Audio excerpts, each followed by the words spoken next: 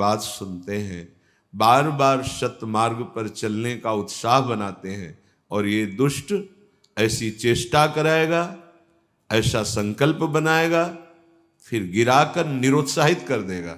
जहां रति कर रहा है मन वहीं लगा देता है। निराश नहीं होना, इसकी चाल को पकड़ो। ये दो प्रकार से फंसाता है, प्रियता और भय से। बहुत मनन की हुई बात है। भयभीत तो होना मत, क्योंकि निश्चय कर लो कि मरना है, तो इससे ज्यादा भय क्या दे सकता है। हमारी इज्जत श्यामा श्याम है, इससे भी भयभीत मत हो। अगर गलती हो रही है सुधार करो, गलती हो गई है प्रभु अहम त्वाम सर्व पापेभ्यो मोक्षयिष्यामि मा शुचः, आपको कमजोर होने की जरूरत नहीं है। बहुत ध्यान से सुनना, आपको कमजोर होने की जरूरत नहीं है। प्रमाद स्थिति में हमसे गलती हो गई, हम उस गलती को दोबारा ना करें। और ध्यान दीजिए, वो गलती कराने वाला आपका मन है। जब आप आनंदित होंगे, जब आप उत्साहित होंगे, तब ये फंसाएगा, इसकी चाल है। इसीलिए उदासीन अति रही गोसाई, जो उदासीन रहता है उसकी नजर अपने मन पे रहती है।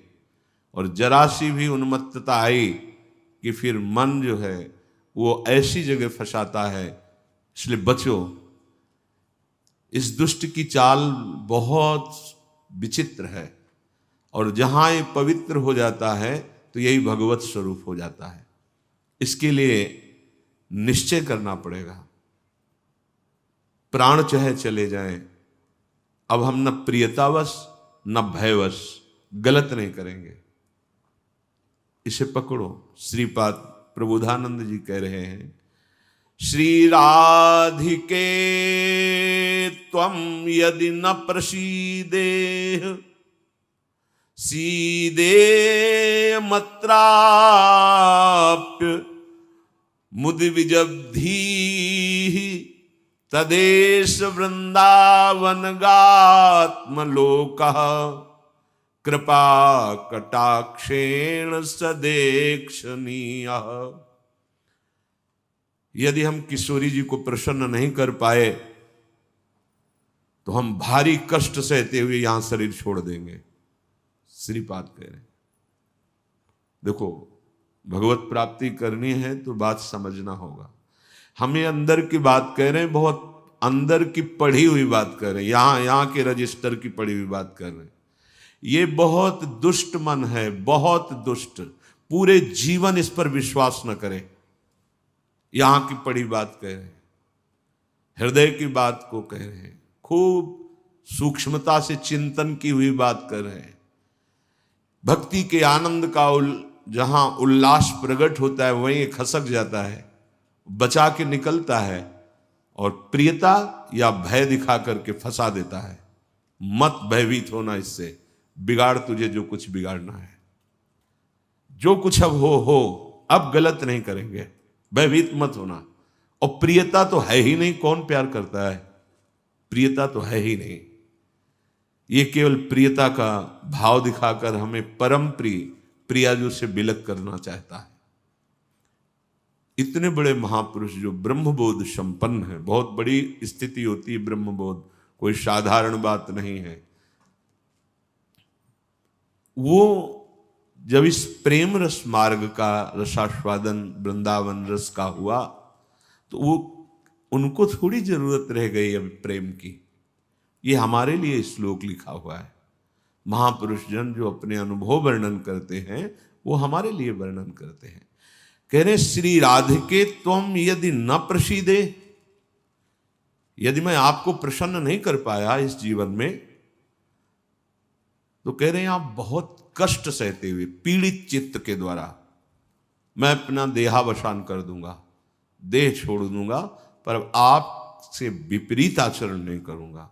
बस यहां रुकना होगा, यहां पकड़ो, यहां बैठा लो हृदय में बात। इतना बहिर्मुख हो चुका है उपासक कि वो पकड़ ही नहीं पाता है अपने अंदर की कमी को। वो अंदर ही अंदर वो खोखला करके, निराश करके बस केवल जीने में लगा देता है।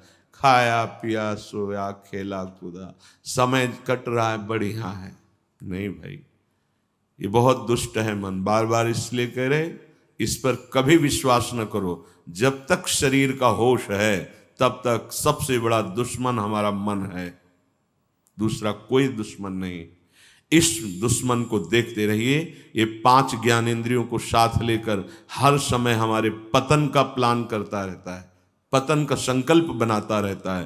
ये बहुत नीच उतर गया है। इसे उच्च चढ़ाने के लिए जो नाम, जो मंत्र, जो आश्रय है, उसको इस कोट से लेना होगा कि यदि आप प्रसन्न नहीं हुई लाडली जी, तो भयानक पीड़ा और कष्ट सहते हुए जानबूझकर हम अपना शरीर यहां छोड़ देंगे आपके धाम में, पर आपके विपरीत आचरण नहीं करेंगे। प्रतिकूलस्य वर्जनम। श्री वृंदावन में हमें आपका कृपा कटाक्ष चाहिए, आपका साक्षात्कार चाहिए, आपकी प्रसन्नता चाहिए। नहीं तो अपने जीवन को कष्टमय रखते हुए यहां प्राण त्याग देंगे।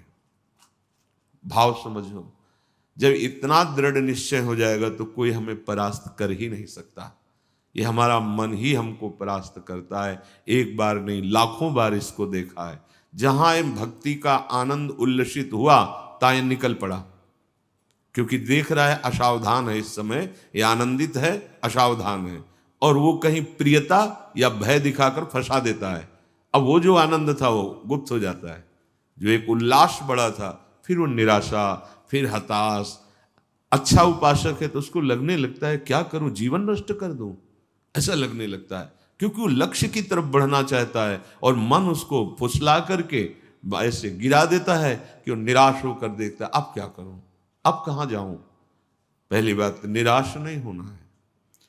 जिस समय आपकी भक्ति का आनंद उल्लास से युक्त हो, उस समय आपको उदासीन होने की जरूरत है, प्रसन्न होने की नहीं जरूरत है। ये आंतरिक बात कह रहा हूं, सावधानी की।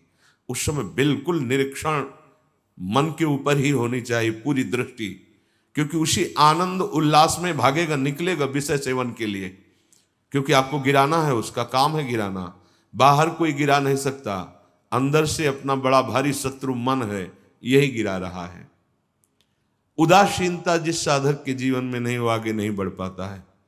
उल्लसित नहीं होना, अंदर उल्लास, तो पूरी की पूरी एकाग्र दृष्टि मन पर। कहीं हमारा मन उल्लास में के छिद्र से भागकर कहीं फंसाने तो नहीं जा रहा है। हमने देखा है इसको 2 तरह से फंसाता है, एक प्रियता और एक भय। भय मान सम्मान, यश कीर्ति, लोक लज्जा, इसका, और प्रियता कि हमें बहुत प्यार करता है। 2 स्थिति में मन भागता है और साधक को गिरा देता है। तो साधक का निश्चय होना चाहिए कि अब या तो प्रियाजू की मुस्कान, नहीं तो प्राणों का समर्पण। अब सौदेबाजी मन से नहीं होगी। अब हम जलने के लिए तैयार हैं। अब हम सौदेबाजी नहीं करेंगे कि मन प्रसन्न हो जाए तो भजन में सहयोग करेगा। ये नीच कभी नहीं करेगा सहयोग। इसको तो जलना ही होगा, बिना जलाए आगे नहीं बढ़ सकते।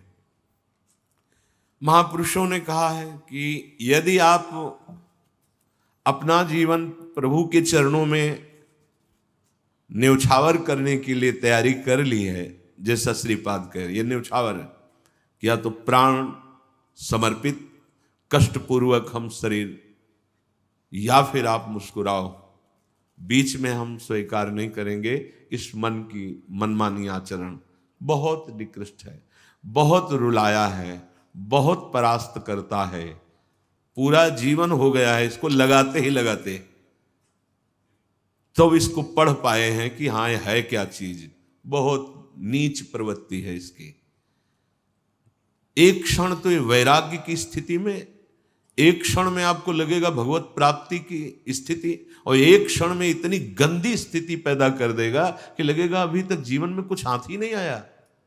साधक की धज्जियां उड़ाता रहता है मन।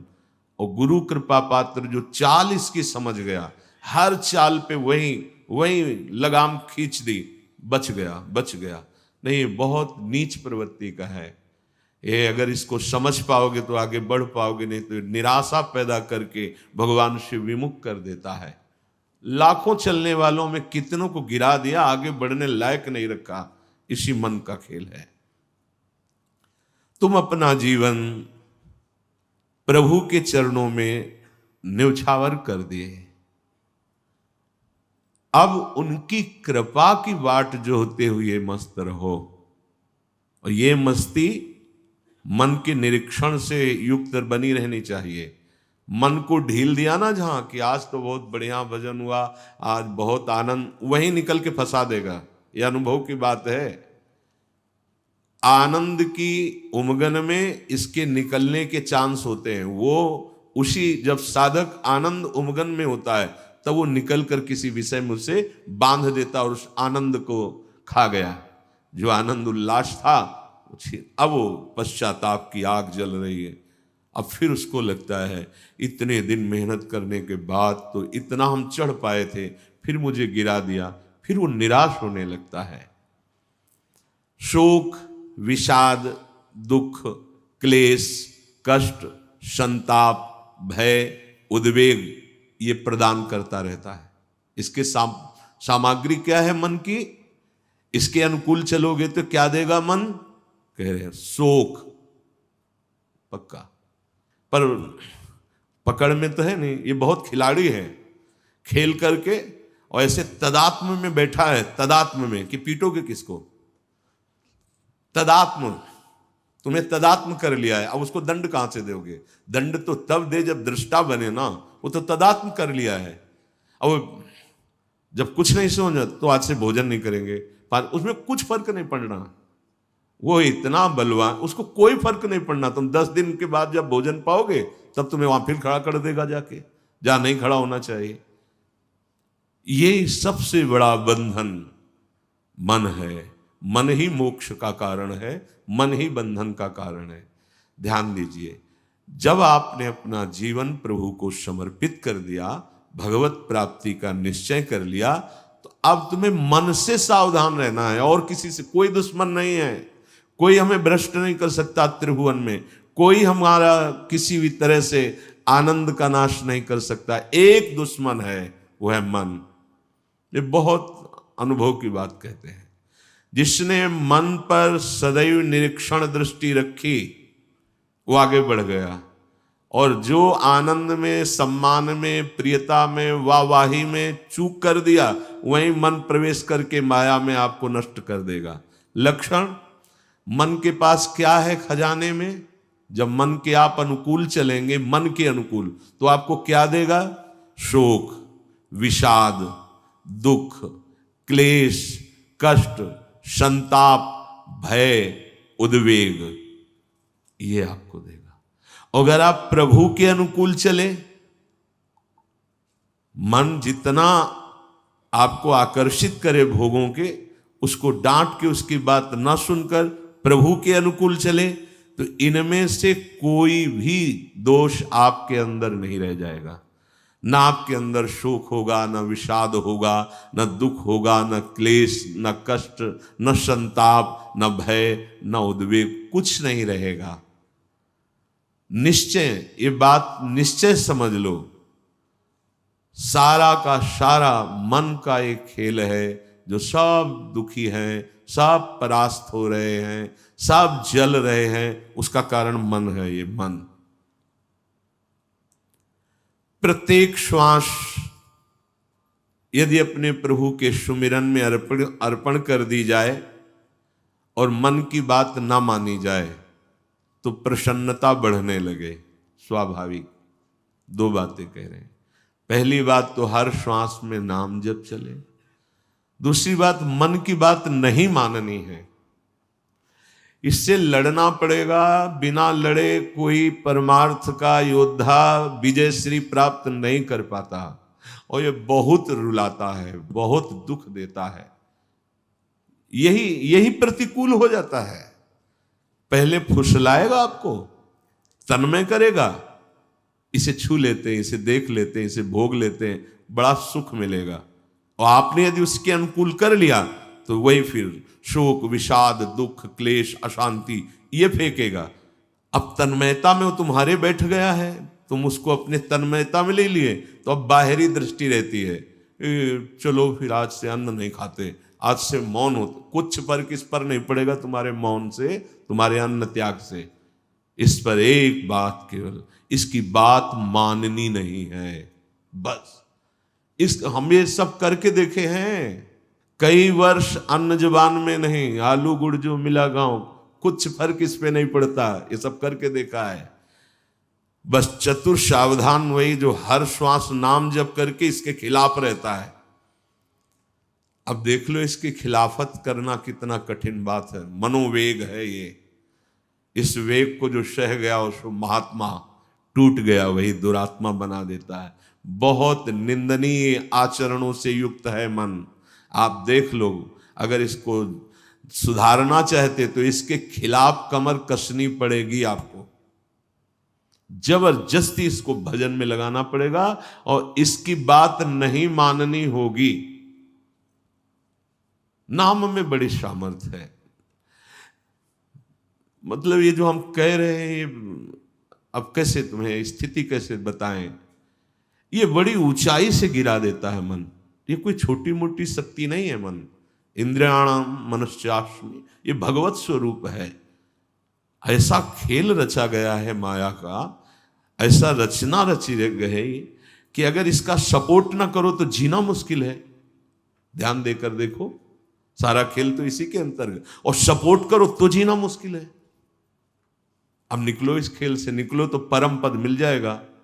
बस जिसने नाम जपा, हरिराम व्यास जी एक पद में कहते हैं, नियंता पतितन को हरि नाम। यही हमारे अंदर कमी हो रही है, इसीलिए हम हार रहे हैं मन से। हम इन सब बाहरी बातों को कोई महत्व नहीं देते। एक है, केवल एक, वही अनेक रूप रखकर तुम्हारे सामने आ रहा है, छुपा छुपी का खेल खेल रहा है। ये अगर मान सम्मान प्रतिष्ठा है, नाटक है माया का, कुछ इससे नहीं होने वाला। कोई इससे आत्म शांति नहीं प्राप्त होती, इससे आत्मानंद की अनुभूति नहीं होती। ये उपलब्धि ना मान ली जाए, हाँ कि बहुत ऐसा, ये सब स्वप्न है, स्वप्न है। वो एक जादूगर विविध रूपों में आके कह रहा है, पहचान, अगर मेरे मार्ग का पथिक है तो पहचान, मैं तेरे सामने हूं। तो पहचानना तो भूल जाते हैं। अरे बहुत बड़ा सूक्ष्म खेल है, जीत गए तो ब्रह्मा भी नमस्कार करेंगे, ये ऐसा खेल है। भगवत नाम में इतनी सामर्थ्य, हरिराम व्यास जी ने, नियंता पतितन को हरि नाम, उचरत ही मुह कुचरत कलिको, खोज न राखत श्याम, नियंता पतितन को हरि नाम। यदि श्वास श्वास, दो बातें भी पीछे, बहुत ध्यान से सुनना। मन की बात नहीं माननी, इतनी सामर्थ्य आपको कहां से मिलेगी? बोले श्वास श्वास नाम जप करना होगा, इसी से विजय होगी। मन की बात नहीं माननी, वो हर समय विषय पेश करता रहता है। जैसे आप किसी होटल में बैठे हो तो पर्चा दे देते ना, आप बोलिए इसमें से क्या चाहिए, ऐसे हर समय पेश करता रहता है। पूरे त्रिभुवन में इसी का शासन चलता है, मन का। क्या चाहिए? आपने अगर किसी में भी दस्तखत कर दिए, शास्त्र विरुद्ध आचरण है, तो गिरा देगा आपको। बहुत होश में, बहुत होश में। वो होश तब माना जाएगा जब हर श्वास आपका नाम चल रहा है। जीव ही नाम आपकी जिह्वा में हर श्वास चलेगा तो मुंह कुचरत कलि को, ये जो कलि अभद्र वर्णत सहस, ये कामादिक दोष, इन सबके मुंह को कुचरता है हरि नाम। इसीलिए और साधनों में प्रीति हो जाएगी, नाम जपने में नहीं होगी। और नाम जपने में हो गई तो आप जीत जाएंगे, जीत जाएंगे। हरस्य हरि नाम जपत जय। नाम आनंद प्रदान करते हुए आपको बचाता रहेगा, मन की चाल दिखाता रहेगा, उससे कैसे बचना ये युक्ति बताता रहेगा। खोज न राखत श्याम, फिर श्याम सुंदर की खोज नहीं करनी पड़ेगी। नाम चल रहा है ना, यही अब तुम धोखे में नहीं डाल सकते।